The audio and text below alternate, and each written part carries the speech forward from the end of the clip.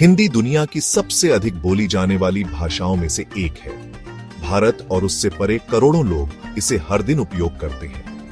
यह रंग, भावना और इतिहास की भाषा है। भारत को समझने के लिए हिंदी को समझना आवश्यक है। इसके ध्वनियां और लय एक जीवंत संस्कृति की कहानी बताते हैं। हिंदी केवल शब्दों से अधिक है। यह भारत की आत्मा को दर्शाती है। इसके साहित्य, संगीत और फिल्मों के माध्यम से हम इसकी प्राचीन बुद्धि और आधुनिक आकांक्षाओं से जुड़ते हैं। हिंदी सीखना एक समृद्ध अनुभव है जो सुंदरता और ज्ञान की एक दुनिया के द्वार खोलता है। हिंदी की समय के साथ यात्रा बहुत ही रोचक है। इसकी जड़ें प्राचीन संस्कृत भाषा में हैं। संस्कृत एक शास्त्रीय भाषा हजारों साल पहले बोली जाती थी। समय के साथ संस्कृत विकसित हुई। इसने प्राकृत भाषाओं को जन्म दिया जो सरल भाषण के रूप थे। हिंदी इन्हीं प्राकृतों से उभरी और 10वीं सदी के आसपास आकार लेने लगी। हिंदी के प्रारंभिक रूपों को अपभ्रंश कहा जाता था। इन भाषाओं का उपयोग साहित्य और कविता में होता था। एक प्रसिद्ध उदाहरण है महाकाव्य पृथ्वीराज रासो। यह कविता एक बहादुर राजा की कहानी बताती है और प्रारंभिक हिंदी साहित्य का खजाना है।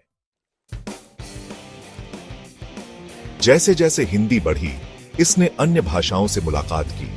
मुगलों के आगमन ने फारसी प्रभाव लाया। फारसी दरबार की भाषा थी।